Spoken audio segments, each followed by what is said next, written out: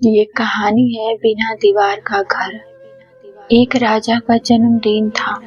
उसने अपनी राजधानी के 100 सबसे विचारशील पंडितों को भोजन पर आमंत्रित किया।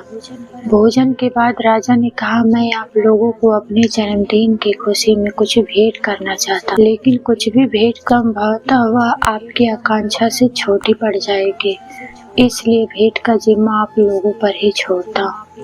मेरे महल के पीछे दूर दूर तक राज्य की श्रेष्ठतम जमीन है। आपको जितनी जमीन चाहिए उतनी दीवार बनाकर घेरने होंगे। जो जितनी जमीन घेरेगा वह उसकी हो जाएगी।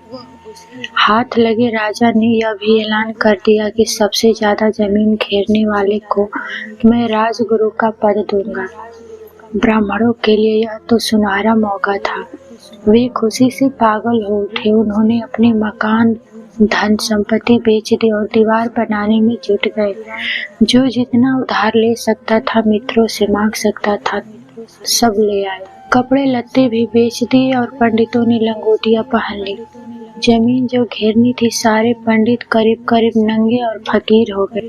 आखिर समय पूरा हो गया और राजा सबकी जमीन का निरीक्षण करने वहां। राजा ने कहा, जो सबसे ज्यादा जमीन घेरने का दावा करता हो सामने। एक ब्राह्मण खड़ा हो गया। उसे देखकर बाकी ब्राह्मण हैरान हो गए। वह तो सबसे गरीब ब्राह्मण था।